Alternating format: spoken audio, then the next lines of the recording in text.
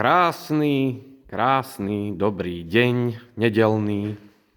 Milí moji sledovatelia, opäť sa vám hlásim, ako som hovoril, a konečne je čas. Takže opäť sa vám hlásim z mojej skromnej dielne, aj s našou leasinkou. Je 11. január 2026, nedeľa, a ja sa vám opäť hlásim teda s ďalším videom, kde v predošlom videu sme si hovorili What's Go. Ide o takú bežnú situáciu, kde vlastne autá, a hlavne Liazky Tatry, ktoré dlhšie stoja, sa začnú prejavovať tým, že takzvané, ľudovo povedané, začnú púšťať na guferách. No a to sa stalo aj mne, a teda to, že tečie prevodovka a tak ďalej, to budeme riešiť v ďalších videokách, ale teraz sme sa vlastne dali do akejsi generálky, opravy prednej nápravy. Tu vidíme vlastne zhodený bubon na prednej náprave, ešte raz opakujem, je to 706 s 150-kovou kabinou, kde som vlastne zistil, že spolujazdcová strana je úplne OK. Nehrkocú ložiska zatiaľ, gufero netečie zatiaľ, ale počítam, že druhá strana pôjde tiež. Jedine, čo je problém, tak sú utrhané štifty na šróboch, to objednáme, vymeníme nové, ale vodičová strana, ja už to mám rozobraté, vlastne je zhodená komplet aj s poloosou. No a vlastne tu vo vnútri je gufero, my si ho ukážeme. A ešte je tam aj ložisko, ktoré tiež bude musieť ísť von a bude musieť ísť druhé. Vidíte, aké je to celé zakydané, zapráskané. Tu sú zvislé čapy, ktoré sú v pohode, na nich sú bronzové puzdra. Taktiež si ich ukážeme, objednáme na novo.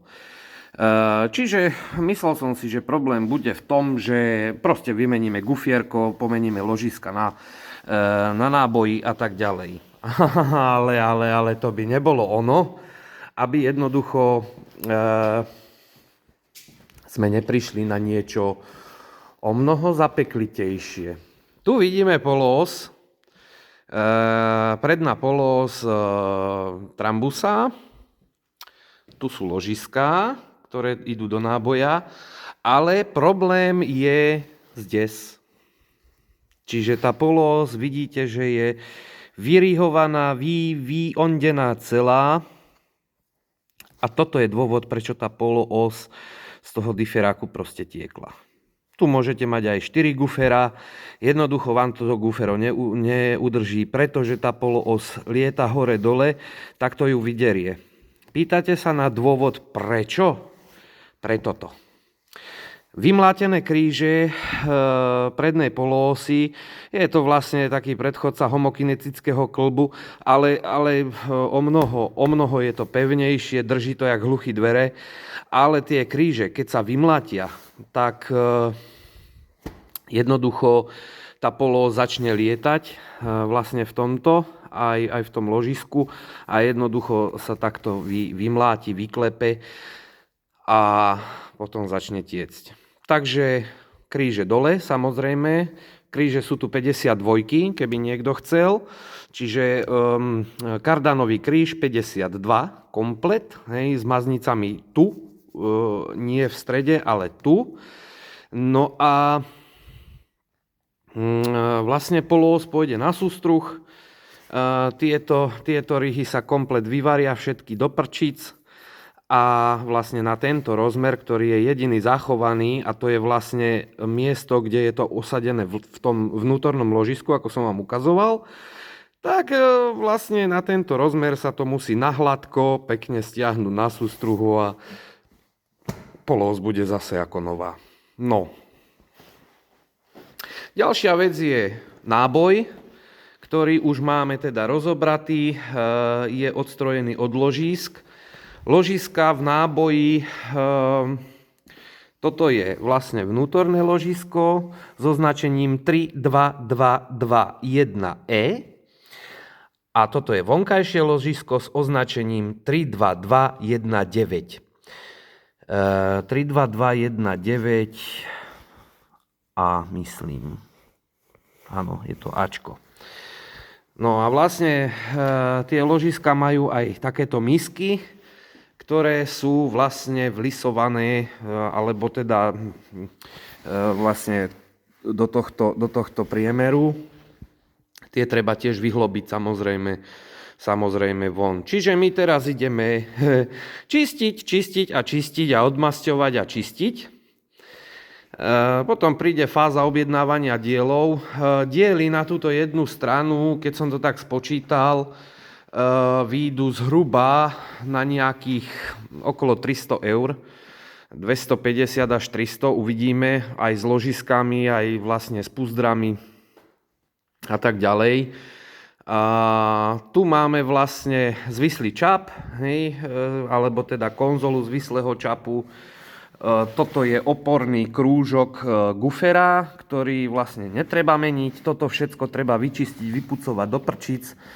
No a tu zozadu je ešte jedno gufierko a tie gufera, oni sú tam vlastne viac menej všetky rovnaké. Toto gufero veľké je gufero tohoto náboja. Také isté gufero ide aj na zadný náboj, kde sa leje olej a toto gufero vie v celku často povoliť a vlastne vám na zadných reduktoroch tečie olej zo zadných reduktorov priamo do bubna napakne. Hej. Čiže toto je presne to ložisko, gufero a to je vlastne toto. Rozmer je tam 160, 190, 15, toto je ono. No a ďalšie guferá, ktoré tam sú tieto. A to sú vlastne gufierka sem. Áno, to sú sem. A vlastne sem. Tuto. No. Rozmer gufera, ja si tie rozmery celkom nepamätám, ale rozmer tam je 68 x 90 x 70 x 13. Toto sú vlastne tieto guferá sú na celom aute. Hej? Či sú to unášače kardanov, či sú to náboje, či sú to proste, kde nájdete gufero, je tam toto. Potom ešte sa idú meniť samozrejme púzdra z vislých čapov. Ja som pôvodne si myslel, že sú oceľové, ale nie. Sú bronzové, len sú proste zaondené od vazeliny a kadečoho. Takže ja idem teraz sa pustiť do pucovania takzvaného, do čistenia, do odmasťovania. Diely máme už objednané. No a ešte musím teda nejako vymysleť, ako vylisujem tie kardanové kríže, pretože tie tam sú asi ešte od Kuvajtu napadení.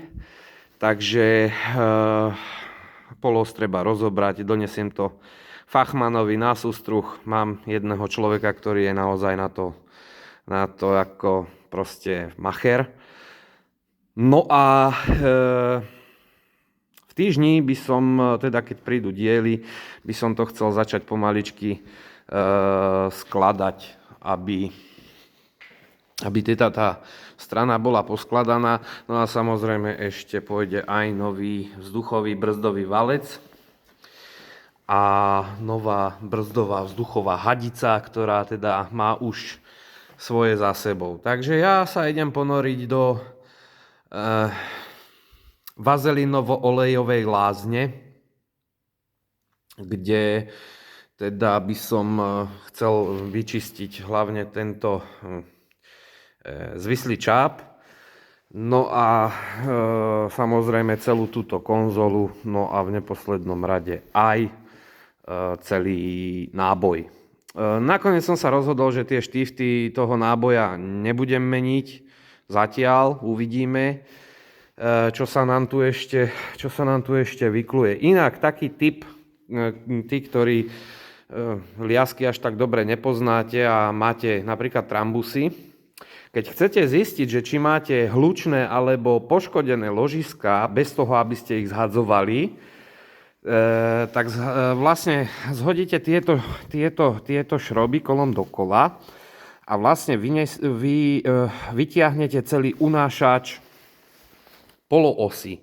Čiže vy keď to vytiahnete, zostane vám trčať 1000 gram poloosy a vlastne potom, keď týmto zatočíte, tak vlastne nebude vám točiť poloos, ale iba samotný náboj a teda budete počuť, že či je to hlučné alebo nie.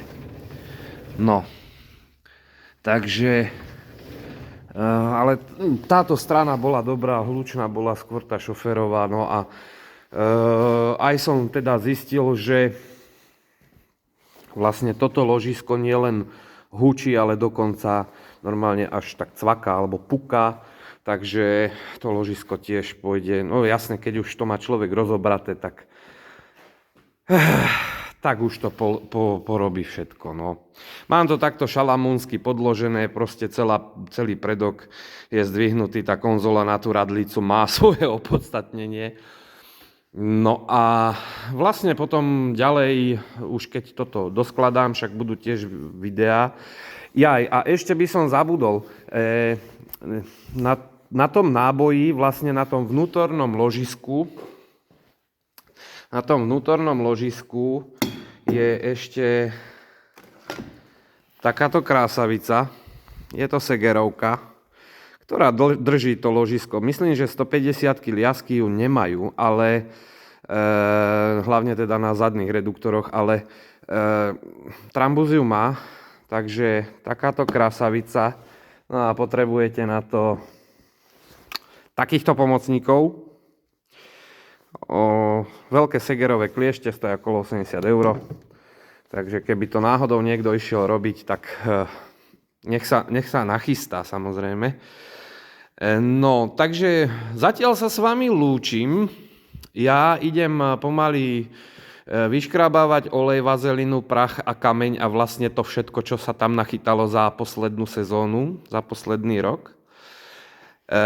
No a pôjdem to vyčistiť, namočiť do nejakej technicko-benzínovej a arvovej lázne. Nech proste ten bordel z toho pustí. Tu mám nejaký technický benzín, kúpil som arvu, inak drahá ako šlak. Takže